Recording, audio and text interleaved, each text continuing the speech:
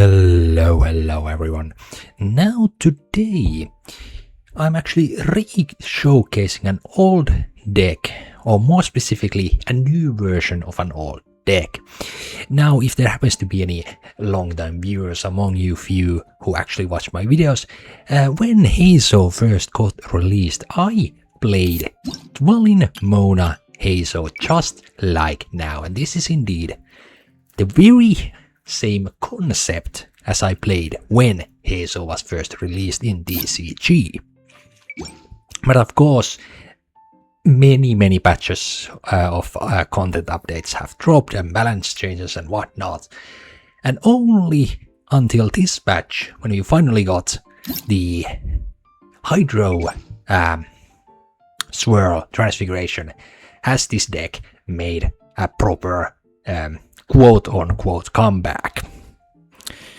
It isn't that groundbreaking in itself. Like, if I were to compare this deck to something, I think it was last patch when we got the, or maybe 2 patches ago. Anyway, when we got the Electro Swirl Transfiguration, I showcased a Wanderer deck, Cookie Wanderer Heizou deck, using the Electro Transfiguration. And in that deck, or in that video with that deck, the main point I was trying to make that when you are playing Wanderer, it was better to go for the energy blessing you got from the Transfiguration instead of the extra swirl one, because when you are playing Wanderer, the only advantage you have over Aoife, who of course is the best swirl character if you simply count the amount of swirls you can do, compared to Aoife. If you were playing Wanderer, it was better to go for Wanderer Burst, since that would actually give you some unique advantage over Aoife. Same applies to this deck. You could very well just have Aoife instead of Dvalin and this deck would work. But because we are playing Dvalin and not Aoife, there's certain, how should I put it, outside of the box thinking you need to involve in the game plan when you play this deck. You cannot simply play this deck by thinking that Mona skill, Dvalin skill, Mona skill, Dvalin. No, you cannot do that stuff with this. You need to think a little bit outside of the box with this one. But before we get into that, let's quickly take a look at the deck. Heizou talent plus double Dvalin talent plus double Storm Terrors. Of course, Storm Terrors to fish for the talent cards. And of course, Dvalin has a 5-cost elemental skill. Of course, this gets discounted by Storm Terrors, as well as a 4-cost burst, which also gets discounted by Storm Terrors. So there's some very decent synergy there.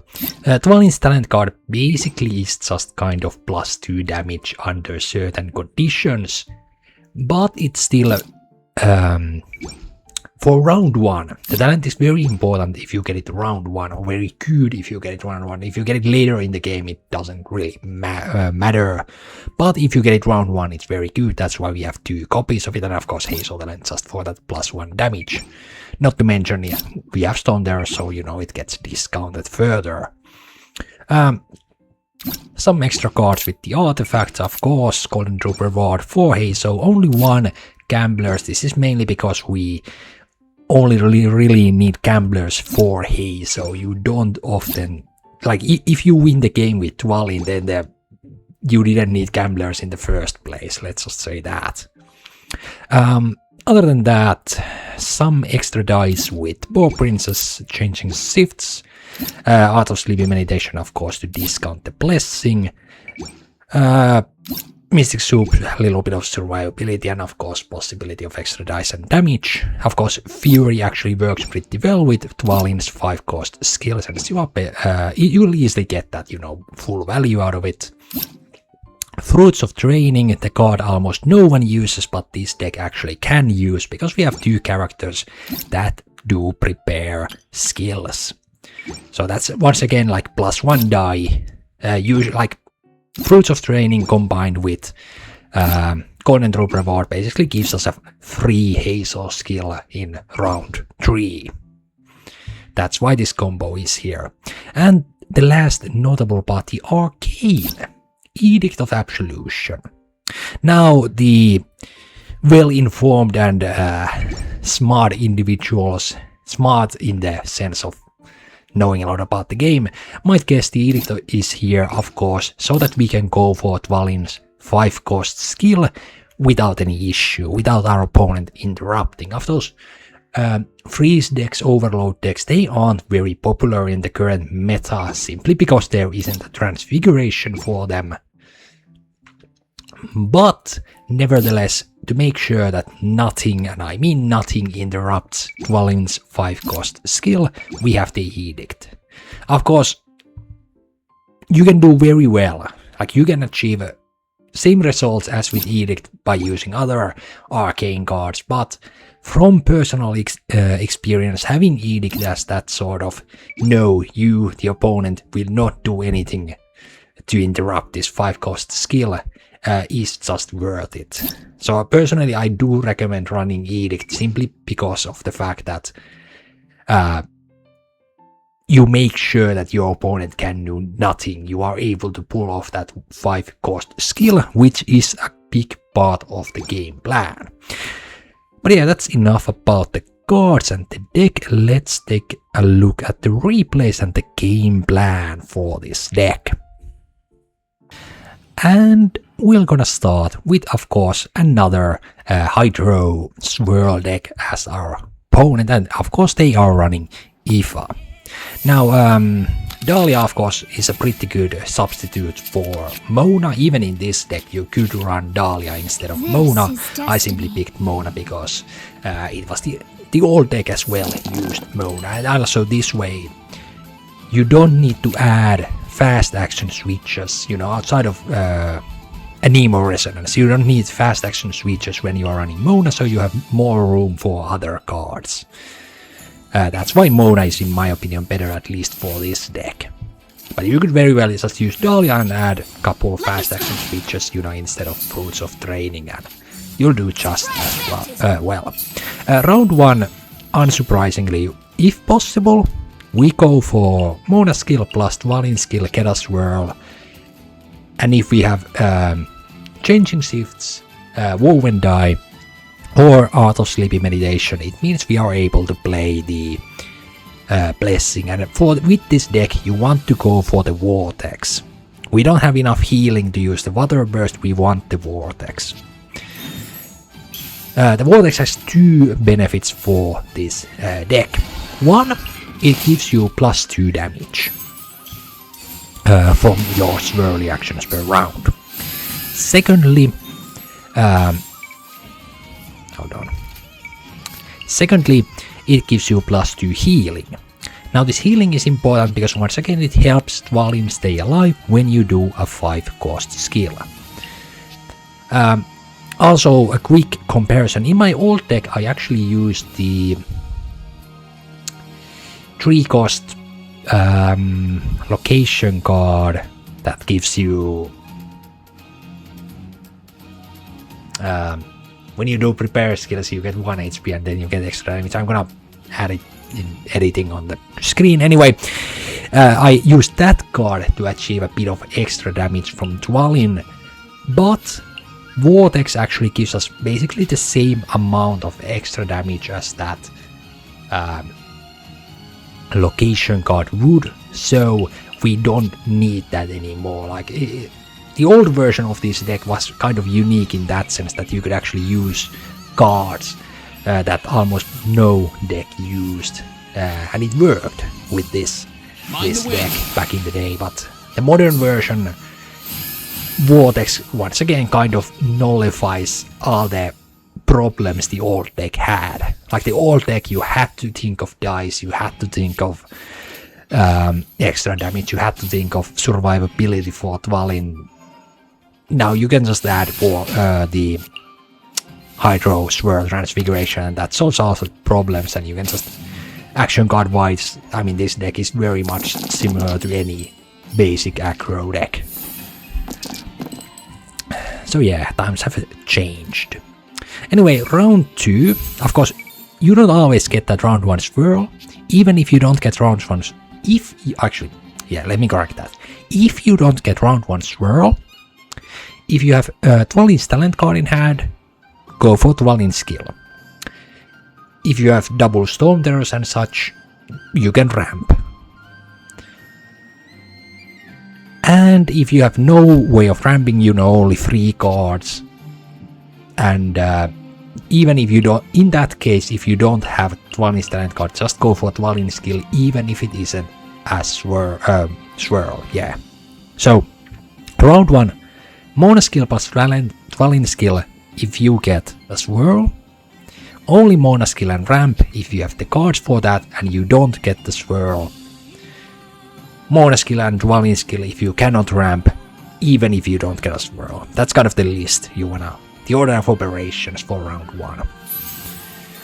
Round 2, of course, if we didn't get to play it round 1, we want the Vortex on the field. Once again, the HP and the damage make up, even if you have to play for the full.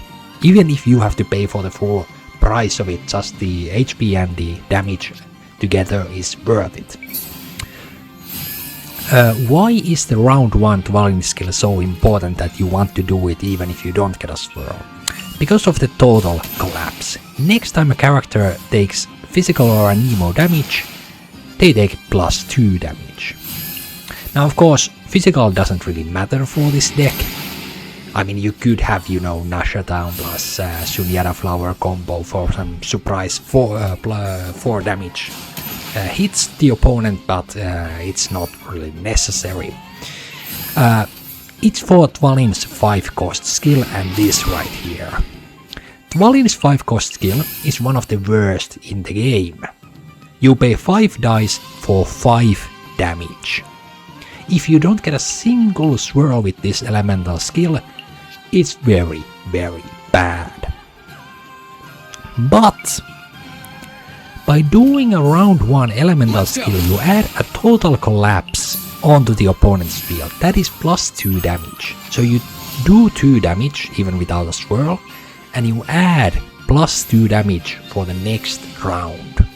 That +2 damage basically means that your elemental skill now does 7 damage even without swirls. Because most of the time, like in this case, your opponent doesn't, they don't go avoiding the swirls when you do that 5-cost skill, because honestly it is so weak. Some opponents switch once or twice so that you only get 1 swirl, but almost no opponents fully avoids the swirl from Dvalin's elemental skill. Not to mention, because we have Mona skill, you are basically guaranteed at least 1 swirl round 2 if you do the 5-cost skill.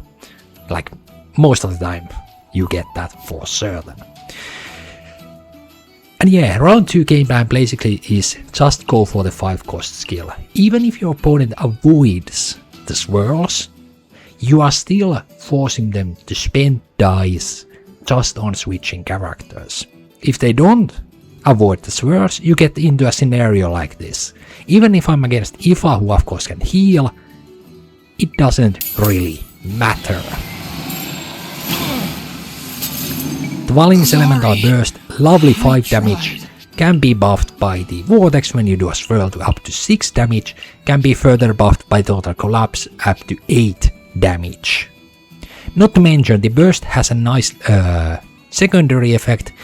Off-field characters of the opponent, or the standby characters, are affected by total collapse, as you see here. This means even if Dvalin now gets taken out, using Heizou to clean up is extremely easy, since we are getting +2 damage to both of my opponent's characters.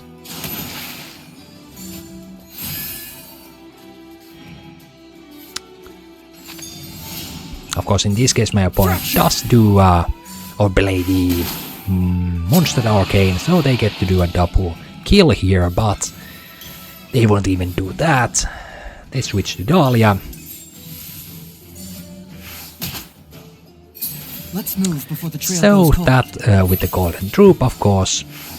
Normal attack there, once again, total collapse plus Vortex means that my normal attack there did 4 damage. That was a normal attack right there. And I can follow it up with a discounted elemental skill. Structure. So yeah, the outside of the box thinking with this deck, it comes from that round 1 Dvalin skill. Even if you don't get the swirl, you want to do that skill most of the time, simply because you are investing +2 damage on the field. In addition, of course, because Dvalin's burst is only 2 energy, round 2, 1 skill, either 5 or 3 cost, you know, and you immediately have access to your burst, and if you have good cards, you can play the burst round 2. If not, you can save it for round 3. After all, like I said, most decks, they either take a lot of swirl damage round 2 and then take out Dvalin, or they try to avoid the swirl damage and are not able to take out Dvalin. Not to mention we have the edict, so any sort of disruption, you know, trying to freeze Dvalin, trying to overload Dvalin, it won't work. Anyway, let's hop into the next replay. And here we have another swirl deck. Now this, of course, this character combination, little older combo, you know, using Cookie, Xianyan, and any cryo character. It doesn't need to be Charlotte specifically, but it is an older combo that for a good while, well, at least for one patch, maybe 2, was very, very popular back in the day. Of course, my opponent has brought in a modern twist by running Adventure with the deck. Though Tonatium, an interesting choice. Then again, I guess that deck is kind of an aggro deck, so Tonatium is, you know, proper to use. You see here, even if we didn't get a swirl, we got the talent card C, so we go for that Dvalin skill. By the way, if you're wondering what does the talent card do, it basically gives you, it reapplies Total Collapse after it is used once per round. You get to see that next round. Now my opponent, of course, starts here first. They can very well avoid the swirl again, but as you see, they haven't done a skill with Xianyan, so it doesn't really matter if they switch characters now, because majority of my opponent's damage currently comes from a good swirl. I can just go for the 5 cost skill. Now once again, why did I go for a 5 cost skill in a scenario like this? For the very simple reason that it's worth it. There you saw. +2 damage from the Total Collapse. After the Transfiguration, Total Collapse reapplied. That is because of the talent card. And as you saw here, like even if you don't get round 1 swirl, just go for round 2 5 cost skill, you are most likely to get it. Like if otherwise my opponent would have just spent, what, 3 dice or so avoiding a swirl from Dvalin. That's an entire elemental skill, so while yeah, you might be spending 5 dice only to do 5 damage, your opponent is spending 3 dice to do nothing. That's the idea behind using that round 2 5 cost skill no matter what. There are, of course, I have to say, some scenarios where you want to go for an elemental skill round 1. No. Round 2, where you want to start round 2 with an elemental skill. There are scenarios for that, but they are quite rare. By the way, once again, Total Collapse, switch from Xianyan, and now it's on Cookie. By the way, I'm pretty sure how the talent card works. You saw how the last round Total Collapse was on Xianyan, then it was reapplied to Xianyan. How the talent card works, it reapplies the Total Collapse to the next character of the from the active character. So last round when we did the swirl onto a Total Collapse, their active character was Charlotte, that's why the Total Collapse applied or reapplied to Xianyan. And that's why this round the total collapse is now on Cookie instead of reapplying on to Xianyan. That's to my knowledge how the talent card works. Yeah, apply the total collapse to the next opposing standby character, but the next is based on the current active character. And this is, by the way, why the value of the talent card. This is why we have double talent card. Like we have the one elemental skill from round 1 still applying total collapse on round 3. Blew me in. And of course my opponent here made a mistake ending their round on Xianyan, which is the only scary character for damage. And I'm pretty sure, yeah, they give up here. Anyway, let's get into the next game. Now for this next game we have a round 2 Flynn's OTK. It's the Tulpa version can do around 1 OTK, but if they're running Moon Knights around 2. At least if I remember correctly, this is an OTK version and not just a Lunar Charge deck from my opponent here. Once again, in matches like this, you need to break up the game plan. Of course, like, you know, OTK decks, they in general, like you need to break the obvious game plan. You need to do something unorthodox to be actually able to defeat your opponent properly. Anemo Resonance, of course, to maximize the damage to Flynn's here on round 1.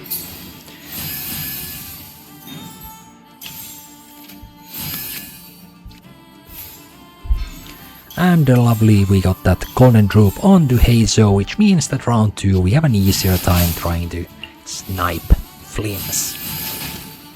Of course, because my opponent is running Mona, they are forced to fast action switch, so if they try to, you know, go for a Flynn's sweep, it is much harder on them to avoid taking damage on Flynn's.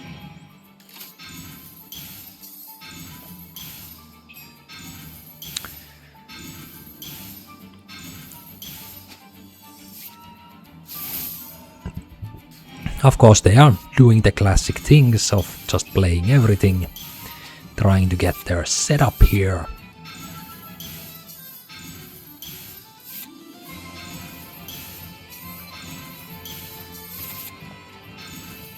And they keep on going as per usual. There's the weapon.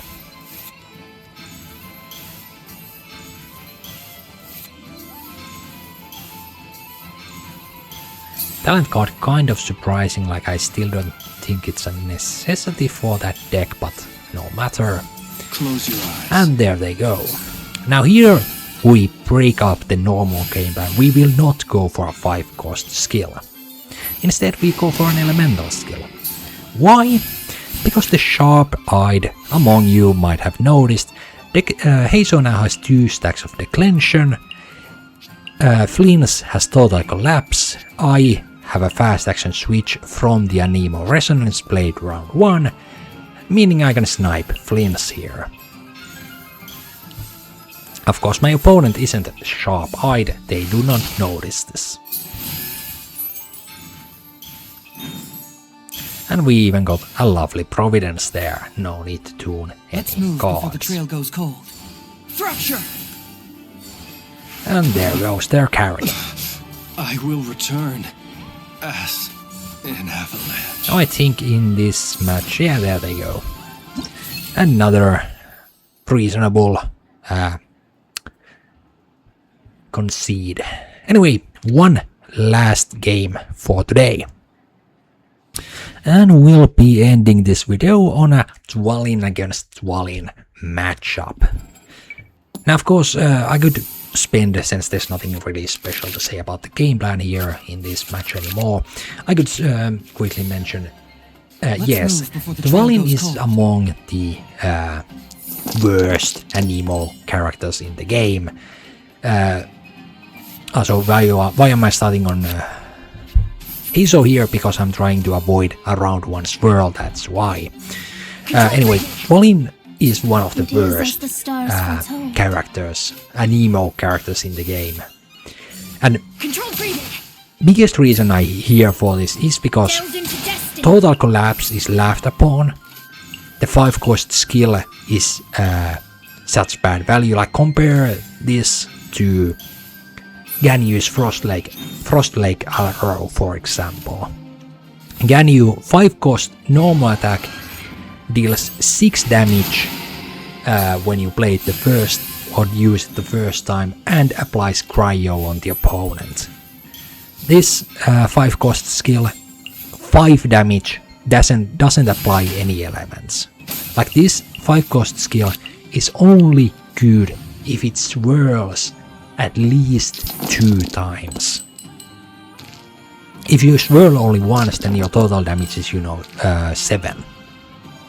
If you swirl every time without any additional buffs, of course, it's 11 damage in total. Plus 2 damage from every swirl, plus the 5 you do from the anemo damage itself. So in the best case scenario, you are doing 11 damage, which, when you do reach that, makes Dvalin very strong. But of course, if I may quickly pause the game to make the comparison so I can concentrate. Ifa with 6 dice can do a skill plus 2 techniques. If we assume a swirl with every single one of those, Ifa can deal 9 damage and heal 4 HP, so the total value is 13. Whereas Dvalin, you spend 1 less dice for a total value of 11. So the best case scenario for Dvalin is basically the same as the best case scenario for Ifa, but you need to have 5 good dice. You cannot break off from that elemental skill, unlike with Ifa, where you can just do an elemental skill technique, then switch characters if you need to, or anything like that.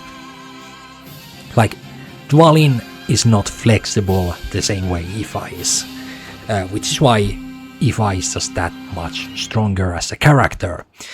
But, as I've hopefully showcased in this video, proper use of Dvalin makes it actually worth it to use.